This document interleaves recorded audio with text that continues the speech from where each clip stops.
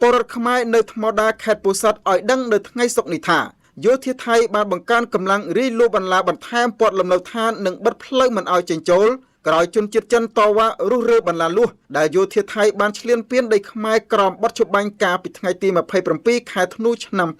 2025ដែលការនេះអ្នកតាមដាននិយាយថាទង្វើយ៉ាងកក្លឿនរបស់យោធាថៃដែលហ៊ានរីលូបន្លាព័ទ្ធយកដីខ្មែរនៅថ្មដានេះបង្ហាញពីភាពកំសោយអសមត្ថភាពការពារបូរណភាពទឹកដីរបស់មេរណមគ្រួសារហ៊ុនកាលពីថ្ងៃទី15ខែមករាឆ្នាំ2026មានការចែកចាយវីដេអូនៅលើបណ្ដាញសង្គមដែលបង្ហាញពីសកម្មភាពជនជាតិចិនរុះរើបន្លាលួសដែលយោធាថៃបានពង្រាយព័ទ្ធយកដីខ្មែរនៅតំបន់ថ្មដាខេត្តពោធិ៍សាត់ប៉ុន្តែក្រោយមកគឺនៅថ្ងៃទី16ខែមករានេះពលរដ្ឋខ្មែរនៅថ្មដាខេត្តពោធិ៍សាត់បានធ្វើវីដេអូ live ដោយនិយាយថាយោធាថៃបានបង្កើនសកម្មភាពរាយលូបន្លាបន្ថែមទៀតនិងបិទផ្លូវតែម្ដងមិនឲ្យពលរដ្ឋខ្មែរចេញចូលលើដីខ្លួននោះទេ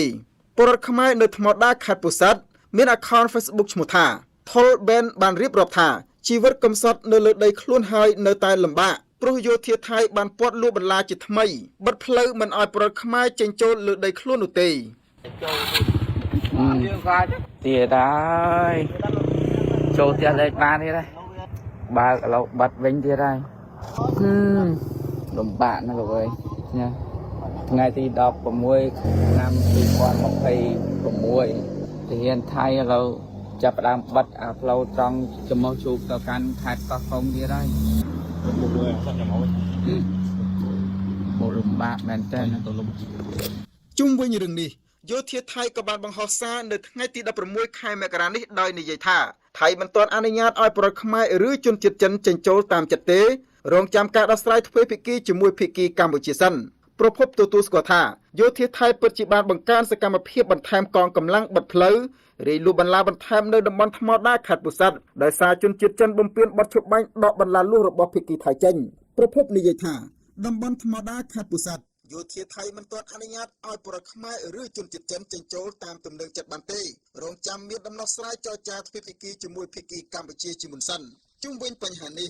តំណាងរាជគណៈបកប្រឆាំងលោកអ៊ុំសំអានបានប្រកវាឌីនៅថ្ងៃទី16ខែមករានេះថាទង្វើយ៉ាងកក្លឿនរបស់យោធាថៃនេះគឺឆ្លុះបញ្ចាំងពីកំសោយនិងអសមត្ថភាពរបស់មេរណមគ្រួសារហ៊ុនដែលបណ្ដាត់បណ្ដោយឲ្យប្រទេសជិតខាងបន្តប្រមាថមើលងាយជាតិសាសន៍ខ្មែរត្រង់នៃនេះលោកបញ្យល់ថាទឹកដីខ្មែរបែរជាត្រូវបានយោធាថៃចង់ធ្វើអ្វីស្រេចតែទំនឹងចិត្តដោយបានគម្រាមបិទផ្លូវនិងរាយលូបន្លាលើដីខ្មែរ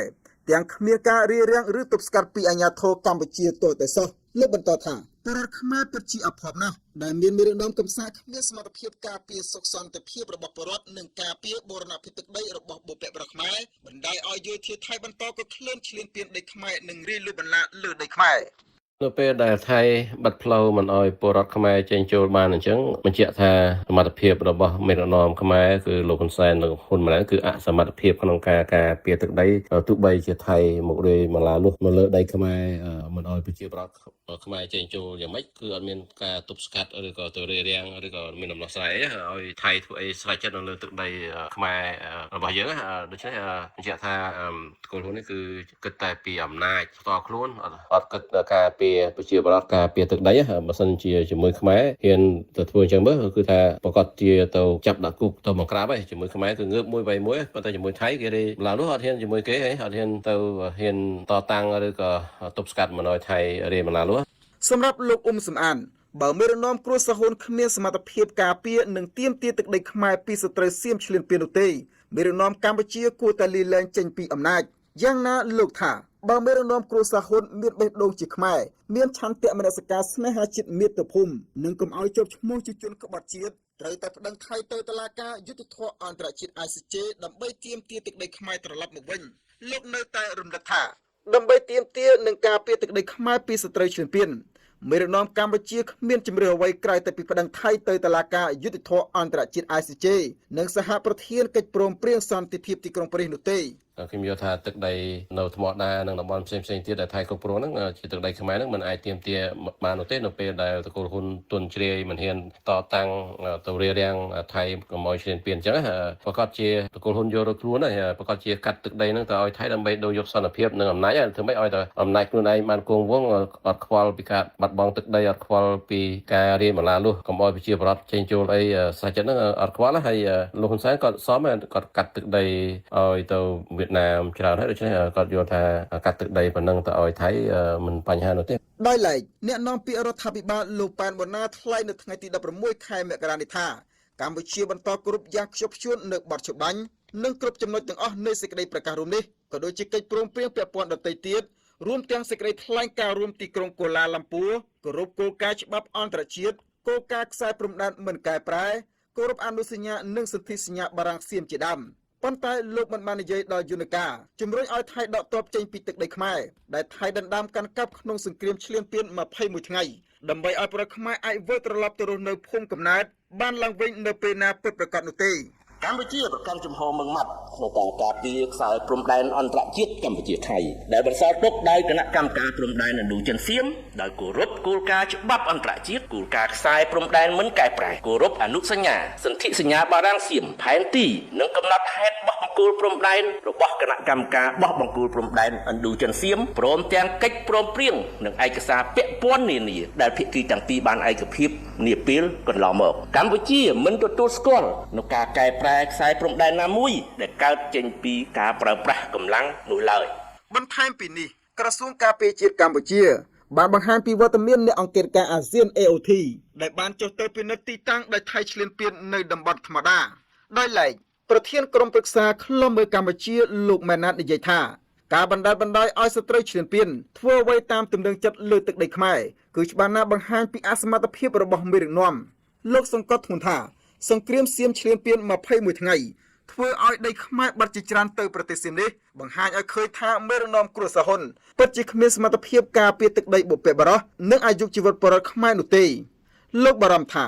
បើប្រជាពលរដ្ឋខ្មែរនៅតែបណ្ដាត់បណ្ដោយឲ្យមេដឹកនាំគ្រួសារហ៊ុនបន្តដឹកនាំប្រទេសបែបនេះបន្តទៀតតើជោគវាសនាអនាគតប្រទេសជាតិនិងមាតុភូមិកម្ពុជានឹងទៅជាយ៉ាងណាប្រកាសហើយ 100% គឺរដ្ឋាភិបាលលោកហ៊ុនម៉ាណែតខ្សោយទាំងជំហរទៅទៀតខ្សោយជំហរហ្នឹងបងប្អូនប្រជាពលរដ្ឋលោកអាចវាយតម្លៃបានហើយម្ដងថាសៀមឈ្លានពានម្ដងថាអត់សៀមឈ្លានពានបន្ទាប់ពីសៀមប្រមានរដ្ឋាភិបាលកម្ពុជាលេងហ៊ានថាគេឈ្លានពានដេញអញ្ចឹងទៅអាជំហរដល់ការពារទឹកដីមើងម៉ាត់នៅកន្លែងណាអញ្ចឹងដល់ហើយយើងមិនត្រឹមតែថាសៀមឈ្លានពានទេតែថាសៀមជាចៅប្លន់សៀមគឺជាជនមនុស្សដែលគ្មានគោរពច្បាប់អន្តរជាតិអីចឹងត្រូវតែនិយាយបានច្រើនសម្រាប់លោកម៉ាណាតយល់ថារដ្ឋសភាកម្ពុជាដែលជាតំណាងឲ្យប្រជាប្រដ្ឋខ្មែរគួរតែកោះហៅមេដឹកនាំកម្ពុជាលោកហ៊ុនម៉ាណែតទៅសួរដេញដោលឬទម្លាក់គាត់ចេញដាក់អ្នកថ្មីមកជំនួសដើម្បីការពារនិងទាមទារទឹកដីខ្មែរលោកសង្កេតឃើញថាក្រោមការដឹកនាំរបស់លោកហ៊ុនម៉ាណែតហាក់គ្មានសមត្ថភាពការពារនិងទាមទារទឹកដីខ្មែរនោះទេដូច្នេះលោកនៅតែទទូចឲ្យរដ្ឋសភាកម្ពុជាកោះប្រជុំដេញដោលដើម្បីទម្លាក់លោកហ៊ុនម៉ាណែតចេញពីតំណែងលោកហ៊ុនម៉ាណែតហ្នឹងត្រូវឲ្យស្វាហាប់បន្តិចហើយត្រូវតែដុតដៃទៅជើងរឿងហ្នឹងបន្តិចបើថាធ្វើការមិនកើតទេណាដោះដូរទូនទីហ្នឹងឲ្យអ្នកណាផ្សេងគេធ្វើទៅគាត់សម្រាកទៅឲ្យលោកណាម្នាក់ពីរនាក់អីដែលប្រកែកជាងគាត់ដែលមានចំហរឿងមុំជាគាត់ទៅឲ្យមកដឹកនាំប្រទេសម្ដងទៅហើយម្យ៉ាងទៀតរដ្ឋសភាកម្ពុជាហ្នឹងគាត់ថាមើលទៅលោកហ៊ុនម៉ាណែតហ្នឹងទៅមិនរួចទេកោះលោកហ៊ុនម៉ាណែតទៅធ្វើញាត់ស្ដីបន្ទោសទៅសម្បត្តិសភា30នាក់ឡើងទៅដីបន្ទោសឲ្យផ្លាស់ប្ដូរគណៈរដ្ឋមន្ត្រីដាក់អ្នកថ្មីមកបដោយអញ្ចឹងទៀតប្រឈមនឹងការបាត់បង់ទឹកដីបើសិនមនុស្សដែលខ្សោយមនុស្សដែលគ្មានសមត្ថភាពពេញលេញក្នុងចំហការពារទឹកដីតើឲ្យទៅដឹកនាំដើម្បីឲ្យបាត់បង់ទឹកដីឬក៏ត្រូវទៅការពារទឹកដីការឈ្លានពានរបស់យោធាថៃក្នុងរយៈពេល21ថ្ងៃចាប់តាំងពីថ្ងៃទី7ខែធ្នូបានសម្លាប់ប្រជាខ្មែរស្រុតត្រង់ចំនួន33នាក់និងរងរបួសជិត100នាក់ចំណែកជនភៀសសឹកមានរហូតដល់ជិត70,000នាក់ព្រមទាំងបានបំផ្លិចបំផ្លាញហេដ្ឋារចនាសម្ព័ន្ធកម្ពុជាជាច្រើនដូចជាផ្ទះសម្បែងវត្តអារាមសាលារៀនផ្លូវថ្នល់និងប្រាសាទបុរាណខ្មែរជាដើមយ៉ាងណាបើតាមអ្នកនាំពាក្យរដ្ឋាភិបាលកម្ពុជាគិតត្រឹមថ្ងៃសុក្រនេះជនភៀសសឹកខ្មែរជាង 14,000 នាក់ទៀតបន្តរស់នៅជំរំភៀសសឹកនៅឡើយមិនទាន់បានវិលត្រឡប់ទៅភូមិកំណត់វិញនៅឡើយទេខណៈយោធាថៃនៅតែបន្តឈរជើងលើដីខ្មែរដែលថៃឈ្លានពានបាន យ៉ាងនេះក្តីបើតាមមាត្រា52នៃរដ្ឋធម្មនុញ្ញកម្ពុជាចែងថារាជរដ្ឋាភិបាលកម្ពុជាបដិញ្ញាការពារឯករាជ្យអធិបតេយ្យបូរណភាពទឹកដីអនុវត្តនយោបាយបង្រួបបង្រួមជាតិដើម្បីឯករាជ្យភាពជាតិដោយឡែកបើតាមក្រមព្រហ្មទណ្ឌមាត្រា440ចែងថាអំពើប្រគល់ឲ្យរដ្ឋបរទេសឬភ្នាក់ងារបរទេសនៅដែនដីជាតិទាំងស្រុងឬមួយផ្នែកជាអំពើក្បត់ជាតិត្រូវផ្ដន្ទាទោសដាក់ពន្ធនាគារអស់មួយជីវិត